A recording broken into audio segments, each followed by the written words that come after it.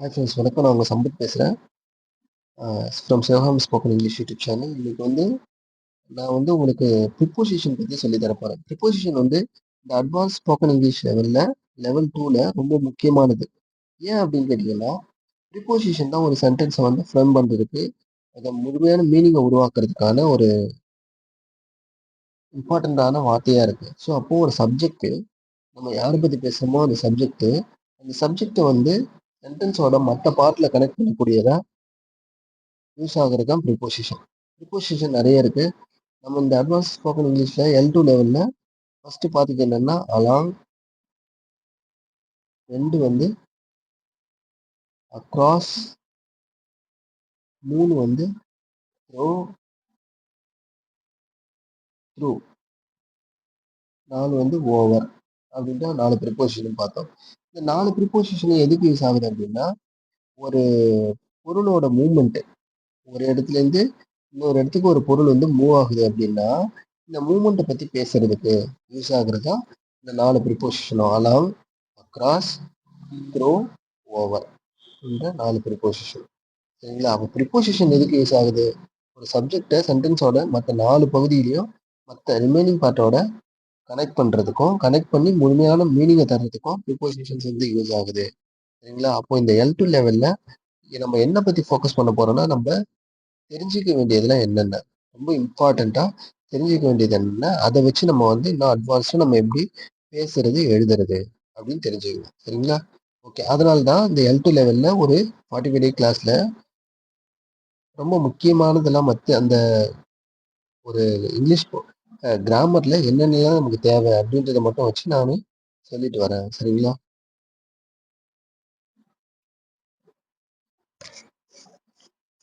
Okay, இப்போ இது பார்த்தாச்சு. இதெல்லாம் லாஸ்ட் கிளாஸ் நம்ம பார்த்துட்டோம். கிராஸ், அலாங், த்ரூ, ஓவர் அப்படின்ற மூவ்மெண்ட்டை பற்றி பேசக்கூடிய ப்ரிப்போசிஷன்ஸ் நம்ம பார்த்தாச்சு. இன்னைக்கு என்ன பார்க்க போறோம் அப்படின்னா, டைம் பற்றி பேசக்கூடிய ப்ரிப்போசிஷன் நான் இப்போ பேசுறேன். டைம் பற்றி பேசக்கூடிய ப்ரிப்போசிஷன்ஸ் நிறைய இருக்கு. அட்டு, ஆனு, இதுதான் மூணு முக்கியம். இன்னும் நிறைய இருக்கு. பை, அரவுண்டு, வித்தின், இதெல்லாம் டைம் பற்றி பேசக்கூடிய ப்ரிப்போசிஷன் இன்னும் நிறைய இருக்கு. பட் இதுல இந்த அட்டு, ஆனு, இன்னு இது மூணுமே ரொம்ப ரொம்ப முக்கியம். அட்டு, ஆனு, இன்னு இது மூணுமே ரொம்ப ரொம்ப ரொம்ப முக்கியம். சரிங்களா? ரொம்ப ரொம்ப முக்கியம். இதை பத்தி அடுத்தடுத்த கிளாஸ்ல பார்க்கலாம். ஓகேங்களா? அப்போ டைம் பத்தி பேசணும்னா ஃபர்ஸ்ட் இந்த அட்டு, ஆனு, இன்னு இது மூணுத்தையும் நம்ம தெரிஞ்சிருக்கணும். ஓகேங்களா? ஓகே, இப்போ இன்னைக்கு கிளாஸ்ல அதை பத்தி தான் பார்க்க போறோம். ஓகே, ஃபர்ஸ்ட் பாருங்க. அப்போ இந்த இடத்துல இன்னைக்கு பத்தி பார்க்க போறது என்ன? அட்டு, ஆனு, இன்னு. லாஸ்ட் கிளாஸ்ல நான் அட்டு பத்தி சொல்லியிருப்பேன். நான் ஜஸ்ட் இன்னைக்கு சொல்றேன். பட் அதுக்கு முன்னாடி இன்னு, ஆன் இதை பத்தி பேசிட்டு அப்புறம் கடைசியா அட்டு பத்தி பார்க்கலாம். ஃபர்ஸ்ட் இன் பத்தி சொல்றேன். சரிங்களா? ஓகே, அப்போ இன் அப்படின்ற ப்ரிப்போசிஷன் இவங்கெல்லாம் யூஸ் ஆகுது. இன் அப்படின்ற ப்ரிப்போசிஷன் எப்பவுமே லாங்கர் பீரியட், அதாவது டைம் பத்தி சொன்னா ஒரு நீண்ட கால பகுதியை பத்தி, நேரத்தை பத்தி பேசுறதுக்காக ப்ரிப்போசிஷனா இன் அப்படின்றது யூஸ் ஆகுது. உதாரணத்துக்கு சீசன்ஸ். சீசன்ஸ் என்ன? ரெய்னி, ரெய்னி சீசன் மழைக்காலம், சம்மர் கோடைக்காலம், அப்புறம் வின்டர், வின்டர் சீசன் இப்போ வின்டர்ல குளிர்காலம், அப்புறம் ஸ்ப்ரிங்னா இலையுதிர் காலம், ஸ்ப்ரிங்னா இலையுதிர் காலம். ஸோ இந்த மாதிரி சீசன்ஸை பற்றி பேசுறதுக்கான ஒரு ப்ரிப்போசிஷனா இன்னு யூஸ் ஆகுது. அப்போ எப்பப்பெல்லாம் நம்ம சம்மர் அப்படின்ற ஒரு வார்த்தை, நான் என்னோட சம்மர் லீவுக்கு எங்கள் வீட்டுக்கு போவேன், எங்கள் பாட்டி வீட்டுக்கு போவேன். இங்க பாருங்களேன், நானே என்னோட சம்மர் லீவுக்கு எங்களோட பாட்டி வீட்டுக்கு போவேன். I go to my grand parents house, sorry grandma's house, grandma's house in summer அப்படின்னு சொல்லலாம். இன் சம்மர் அப்படின்னு சொல்லலாம். இப்போ இந்த இன் சம்மர், அப்போ எப்பவுமே சம்மர்னு வரும்போது இந்த டைம் பீரியட் அப்போ லாங்கர் பீரியட். இந்த சம்மர்லாம் ஒரு காலப்பகுதி இல்லை, ஒரு சீசன். அந்த மாதிரி சீசன்ஸ் பற்றி பேசும்போது நம்ம என்ன செய்யணும்னா இன் அப்படின்ற ப்ரிப்போசிஷனை நம்ம யூஸ் பண்ணிக்கலாம். புரியுதா உங்களுக்கு? நான் எப்போ நான் எங்க நான் சம்மருக்கு எங்கள் பாட்டி வீட்டுக்கு போகிறேன். I go to my grandma's house in summer அப்படின்னா, இப்போ சீசன் பற்றி பேசும்போது சம்மர், வின்டர், சம்மர், வின்டர், அப்புறம் ரெய்னி, ஸ்ப்ரிங்கு, ஆட்டம் இந்த மாதிரி சீசன் பத்தி பேசும்போதெல்லாம் இன் அப்படின்ற ப்ரிப்போஷனை நம்ம பயன்படுத்தணும். சரிங்களா? அதுக்கு உதாரணத்துக்கு நான் அது சொன்னேன். ஓகேங்களா? அப்புறம் இன்னும் என்னென்ன ஆஹ் இன்னும் எங்கெங்கெல்லாம் வரும் அப்படின்னு கேட்டீங்கன்னா, மாசத்தை பத்தி பேசும்போது இன் ஜனவரி, இன் பிப்ரவரி, சரிங்களா? In August. இது பாருங்க, நான் ஆகஸ்ட்ல பிறந்தேன் அப்படின்னு சொல்லும்போது ஐ born in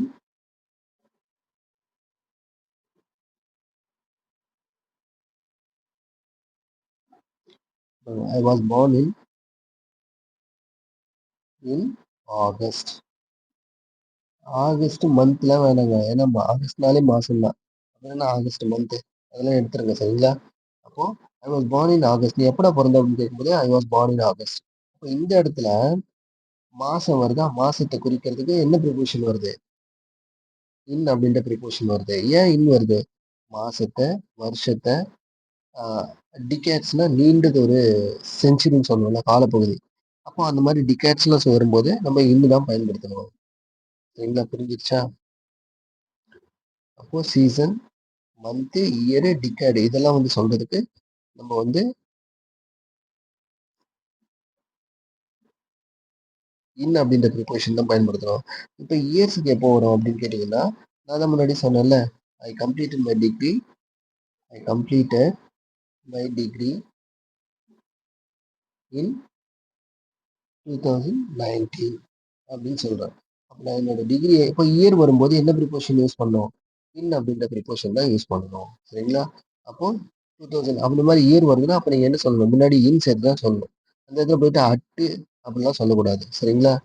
அப்போ எப்பப்பெல்லாம் ஒரு லாங்கர் பீரியட் பத்தி பேசுறோமோ, அந்த லாங்கர் பீரியட் வந்து சீசனா இருக்கும் போதும், இல்ல ஒரு மாசமா இருக்கும் மாசத்தை பத்தி பேசும்போது, இல்ல வருஷத்தை பத்தி பேசும்போது, இல்ல ஒரு டிகேட் பத்தி பேசும்போது, நம்ம வந்து இன் அப்படின்ற ப்ரிப்போஷன் தான் நம்ம யூஸ் பண்ணணும். இதெல்லாம் ஞாபகம் வச்சுங்க. சரியா? ஓகே, அடுத்தது அதுக்கான எக்ஸாம்பிள் தான் அது. இப்போ இன் இன் வின்டர்னு சொல்லலாம். இன் வின்டர்னு சொல்லலாம். இல்ல இந்த வின்டர் அப்படின்னு சொல்லலாம். இந்த வின்டர் அப்படின்னு சொல்லலாம். இதுக்கு ரெண்டுத்துக்கும் என்ன வித்தியாசம் அப்படின்னா, இப்போ பாருங்களேன், வின்டர்னா குளிர்காலமா, இது வின்டர். வின்டர்னா குளிர்காலம். இந்த வின்டர் அப்படின்னு தான் வருதுன்னா, இந்த தி வருது இல்ல, இந்த வின்டர் அப்படின்னு சொல்றோம். இந்த தி எதை மென்ஷன் பண்ணுதுன்னா, நம்ம ஏற்கனவே பேசிக்கிட்டு இருக்கும்போது ஏதோ ஒரு வின்டரை பத்தி சொல்லியிருப்போம். அந்த பர்டிகுலர் வின்டரை பத்தி, அந்த குளிர்காலத்தை பத்தி பேசிக்கிட்டு அடுத்ததும் அதை பத்தி பேசும்போது இந்த மென்ஷன் பண்ணோம்னா, அந்த பர்டிகுலர் வின்டரை மென்ஷன் பண்ணோம்னா, இந்த தீன்றது வந்து அந்த ஏற்கனவே நம்ம இன்ட்ரடியூஸ் பண்ணி பேசிக்கிட்டு இருந்த அந்த வின்டர் பத்தி தான் இந்த தீன்றது ஆர்டிகல் வந்து ப்ரிப்போஷன் சாரி யூஸ் பண்ணணும். சாரி, அது மென்ஷன் பண்ணோம். அப்போ தீன்ற ஆர்டிகல் வந்து இந்த winter I went to London. இந்த வின்டர் அப்படின்னு சொன்னா, இந்த வின்டர் இந்த தேன்றதுல இந்த தேன்றது ஏற்கனவே எப்படி யூஸ் ஆகணும்? பர்டிகுலரான வின்டர் பத்தி நீங்க அதை பத்தி ஏற்கனவே பேசியிருப்பீங்க. எப்படி உதாரணத்துக்கு எப்படி சொல்லணும்னா, நான் போன வருஷம் லண்டன் போனேன். அப்போ அந்த டைம்ல வெறும் வின்டர் சீசன்ல நான் போனேன். வின்டர் சீசன்ல போனேன். அந்த வின்டர் சீசன்ல ஃபர்ஸ்ட் என்ன சொல்றீங்க? நான் வின்டர் சீசன்ல போனேன். அந்த வின்டர் சீசன்ல நான் வந்து நிறைய எங்களோட ரிலேட்டிவ்ஸ் வீட்டுக்கு லண்டன்ல போய் சுத்தி பார்த்தோம் அப்படின்னு சொல்லுவோம். ரிலேட்டிவ்ஸ் கூட நிறைய பேர் போய் சுத்தி பார்த்தோம், லண்டன் போய் சுத்தி பார்த்தோம் அப்படின்னு சொல்லும்போது, ஏற்கனவே நாங்க வின்டர் இங்க பாருங்க, அந்த தீன்றது எப்படி யூஸ் ஆகும் அப்படின்னா, நானு லாஸ்ட் போன மாசம் போன வருஷம் வின்டர்ல வின்டருக்கு லண்டன் போனோம். அந்த வின்டர்ல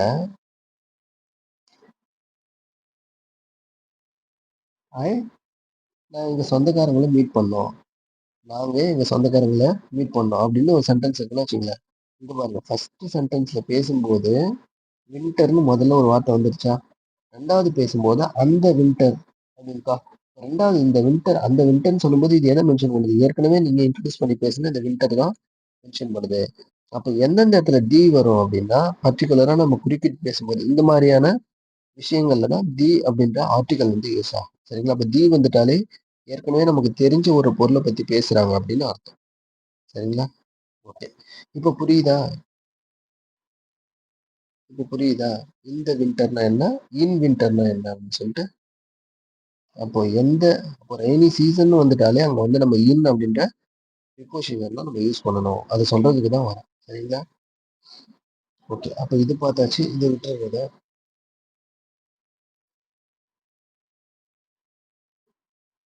அதே மாரி.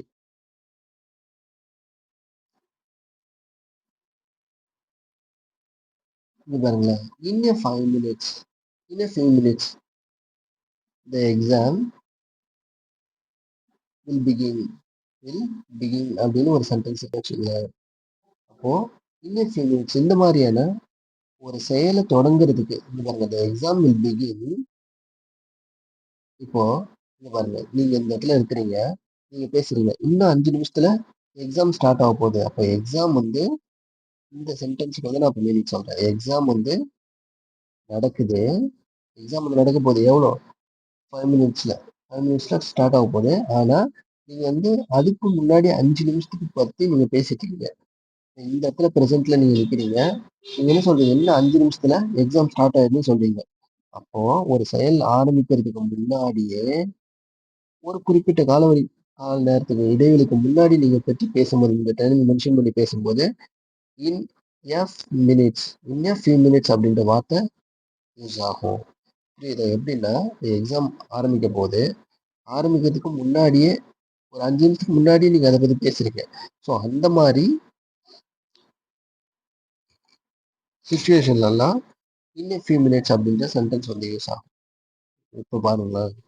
இந்த இடத்துல எப்படின்னா,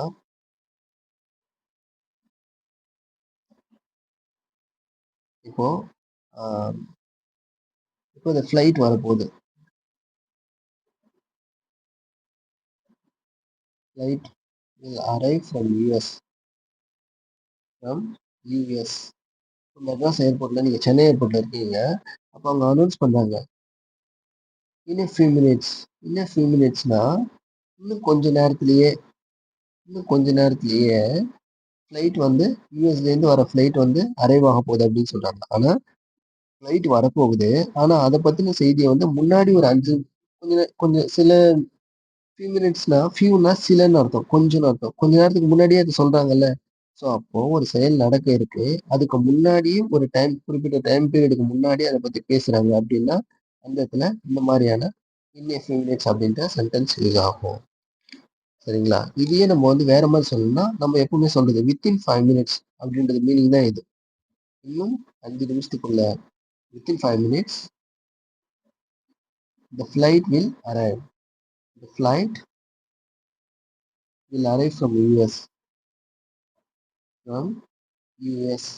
அப்படின்னு சொல்றாங்கன்னா, ஸோ அப்போ அந்த ஃப்ளைட் வரப்போகுது. ஆனா, அந்த டைம் பீரியடுக்கு முன்னாடியே ஒரு கொஞ்ச நேரத்துக்கு முன்னாடியே அத பத்தி அனௌன்ஸ் பண்றாங்கல்ல, அப்படி பத்தி பேசும்போது நம்ம யூஸ் பண்ணக்கூடிய வார்த்தை தான் இந்த வித்தின் 5 மினிட்ஸும், இன் எ ஃபியூ மினிட்ஸும். ஃபியூனா இங்க சில, இங்க 5னா 5 நிமிஷம் அப்படின்னு அர்த்தம். ஸோ இதெல்லாம் நீங்க தெரிஞ்சு வச்சுக்கணும் டிஃபரன்ஸ். ஓகேவா? அடுத்தது சொல்லட்டுமா? அதே மாரி. ஒரு சில காரியம்லாம் எவ்வளவு நாள் நடக்கும்? ஒரு சில ஈவென்ட்லாம் எவ்வளவு நாள் நடக்கும்? அப்படின்றத பத்தி நீங்க பேசும்போது, இந்த மாரி a few weeks, a few இல்ல in just a matter of few weeks அப்படின்னு சொல்றேன். இங்க பாருங்களேன்.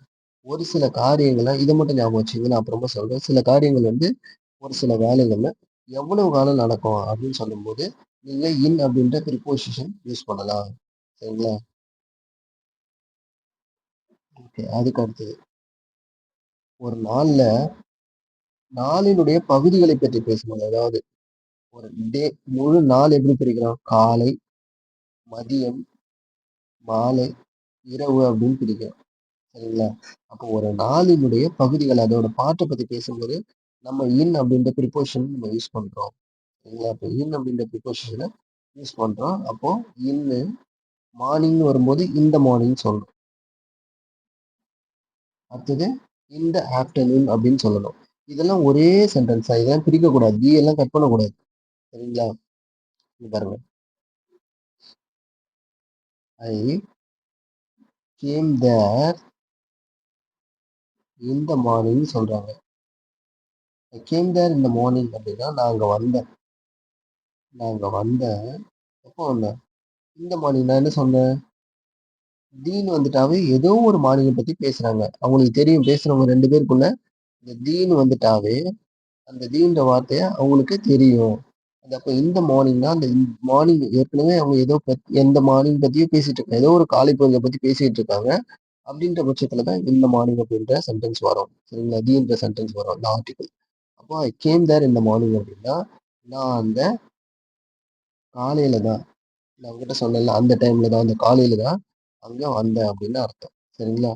அப்போ இதெல்லாம் அப்போ ஒரு நாளுடைய பார்ட், ஒரு டேவினுடைய பார்ட் மார்னிங்கோ ஆஃப்டர்நூனோ ஈவினிங் இதை பற்றிலாம் பேசும்போது இன் அப்படின்ற ப்ரிப்போசிஷன் யூஸ் ஆகுது. அப்போ இந்த மார்னிங், இந்த ஈவினிங், இந்த ஆஃப்டர்நூன் அப்படின்னு தான் சொல்லுமே தவிர இங்க கொண்டாந்து ஆனோ அட்டோ இதெல்லாம் போடக்கூடாது. சரிங்களா? ஓகே, அடுத்தது என்ன? இப்போ ஆன் அப்படின்ற ப்ரிப்போசிஷன். ஆன் எங்கெங்கெல்லாம் யூஸ் பண்ணுவோம் அப்படின்னு பார்க்குறோம். எப்பவுமே கிழமையெல்லாம் சொல்லுவோம்ல, டேஸ், அதெல்லாம் வரும்போது ஆன் அப்படின்ற preposition. On Friday, on Saturday அப்படின்னு சொல்லலாம். சரிங்களா? அப்போ எப்பவுமே ஆன் தான் வருமான்னு கேட்டா எப்பவுமே ஆன்லாம் ஆன் மட்டும்தான் வரும்னு சொல்ல முடியாது. ஏன்னா ப்ரிப்போசிஷன் வந்து தனியா மீனிங்லாம் இல்லை. ஒரு ஒரு இடத்துல ஒரு ஒரு ப்ரிப்போசிஷன் வந்து மாறி மாறி வரும். இங்க பாருங்க. இப்போ ஏன் அப்படி சொல்றேன்னா, I will come on Monday. I will come on மண்டேன்னு சொல்லலாம். இல்ல ஐ வில் கம் பாருங்க. I will come on Monday அப்படின்னு ஒரு வார்த்தை இருக்கு. நான் வருவேன். எப்போ வருவேன்? திங்கட்கிழமை அன்னைக்கு வருவேன். இது இன்னொரு sentence.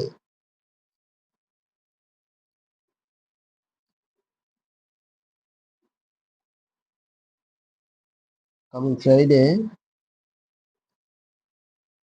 There is a festival. அப்போ இந்த இடத்துல கமிங் ஃப்ரைடே அப்படின்னு ஒரு வார்த்தை வருது பாருங்க. அப்போ இந்த இடத்துல நாளுக்கு முன்னாடி, கிழமைக்கு முன்னாடி வேற ஒரு வார்த்தை வந்து யூஸ் ஆகுதா? ஆனா இந்த இடத்துல பாருங்க, மண்டே அப்படின்ற சென்டென்ஸ்க்கு முன்னாடி ஆன் அப்படின்ற ப்ரிப்போசிஷன் வந்து யூஸ் ஆகுது. ஆன் அப்படின்ற ப்ரிப்போசிஷன். அப்போ எப்பவுமே இந்த ப்ரிப்போசிஷன் ஆன் தான் வரும்னா வராது. சரிங்களா? ஜஸ்ட் நீங்க கிழமையை பத்தி பேசும்போது ஆன் அப்படின்ற ப்ரிப்போசிஷனை யூஸ் பண்ணிக்கலாம். அப்போ ஆன் பர்டிகுலரா எங்க யூஸ் ஆகும்னா பர்டிகுலர் டே பத்தி பேசும்போதும், part of a particular day பத்தி பேசும்போதும், இல்ல மந்த் பத்தி பேசும்போதும் ஆன் யூஸ் ஆகும். உதாரணத்துக்கு பாருங்க, the last day of the month, இல்ல ஆன் மண்டே மார்னிங். இப்போ மண்டேன்னு ஒரு கிழமை, திங்கக்கிழமை இருக்கு. திங்கக்கிழமையோட காலையில ஆன் மண்டே மார்னிங் அப்படின்னு சொல்லலாம். இல்ல ஆன் சண்டே மார்னிங் அப்படின்னு சொல்லலாம். சரிங்களா? இதெல்லாம் ஒரு சின்ன சின்ன உங்களுக்கான எக்ஸாம்பிள்ஸ். அப்போ இன்னு அட்டு ஆன் இதெல்லாம் எங்கெங்க யூஸ் பண்ணலாம் அப்படின்னா, இந்த மார்னிங்னு சொல்லலாம். ஒரு சில டைம்ல ஆல் அப்படின்ற வார்த்தை வச்சுக்கலாம். ஆல் மார்னிங் பாருங்க. ஐ டுக் பாத் ஆல் மார்னிங் அப்படின்னு சொல்லலாம். இல்ல எவ்ரி மார்னிங்னு சொல்லலாம். இங்கிலீஷ் பாருங்க, வார்த்தைகளை புரிஞ்சுக்கிட்டாவே நம்ம நிறைய பேசிடலாம். ஐ டுக் பாத், சாரி, இது டுக்குல ஐ